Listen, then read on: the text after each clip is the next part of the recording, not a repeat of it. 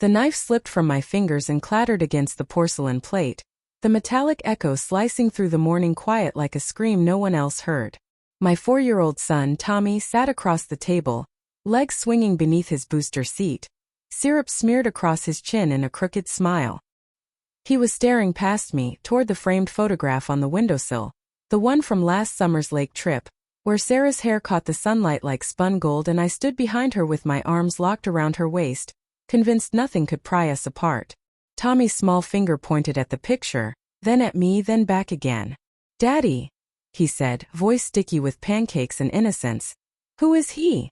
Sarah's fork froze halfway to her mouth.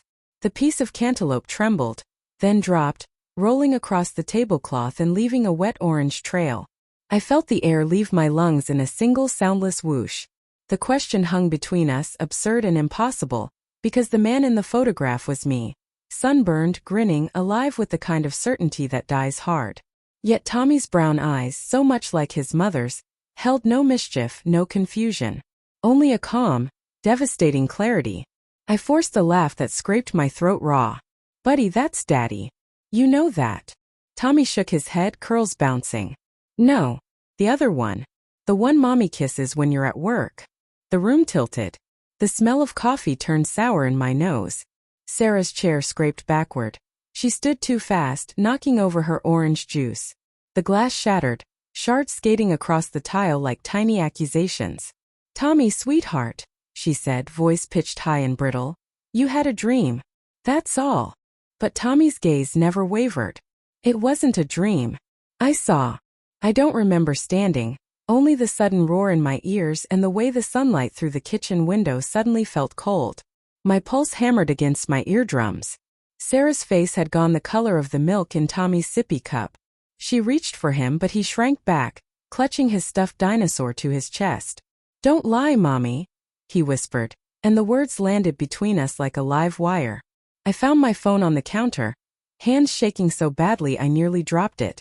The lock screen was still a photo of the three of us at the zoo, Tommy on my shoulders, Sarah laughing so hard her eyes crinkled. I swiped it open, thumb hovering over her name in the recent calls. There it was, 11 missed calls from Jay Callahan, a contact I'd never seen. My stomach lurched. I opened the messages. The first text was from 3 weeks ago. "Can't wait to taste you again." Below it, a photo. Sarah's bare shoulder. A man's hand curled possessively around her throat, thumb brushing the hollow where her pulse fluttered. The next message was a voice note. I pressed play before I could stop myself. Sarah's voice, husky and breathless. "I keep thinking about last night. The way you..." A soft moan cut her off. Then a man's low chuckle. "Careful, babe. Your husband might hear." The phone slipped from my grip, clattering beside the broken glass. Sarah was crying now, silent tears tracking mascara down her cheeks. "Ethan, please. Don't." My voice cracked like ice under too much weight. "Don't say my name like it still means something." Tommy started to cry too, confused, sensing the fracture. I scooped him up, his small body rigid with fear. "It's okay, bud," I lied, pressing my lips to his hair that smelled of baby shampoo and maple syrup. "Daddy's got you." Sarah reached for us both, but I stepped back. The distance between us felt oceanic. "How long?" I asked. She swallowed, throat working. 6 months. 6 months. Half a year of mornings like this one, of her kissing me goodbye while I left for the office, of tucking Tommy in while she ran to book club. 6 months of lies layered so thick I'd stopped noticing the cracks. I carried Tommy to the living room, set him on the couch with his iPad and headphones, Bluey blaring to drown out the wreckage. When I returned, Sarah hadn't moved. She stood in the wreckage of juice and glass, arms wrapped around herself like she might fly apart. "His name is Jared," she said to the floor. He was my trainer at the gym." The betrayal hit in waves. First the physical, the image of another man's hands on the body I'd memorized every inch of. Then the emotional. The nights she'd come home late, claiming traffic, and I'd warmed her side of the bed anyway. The way she'd stopped reaching for me in the dark. I thought it was stress, new motherhood lingering, the grind of bills and daycare. I blamed myself for not being enough. I sank into a chair, the wood creaking under sudden weight. "Do you love him?"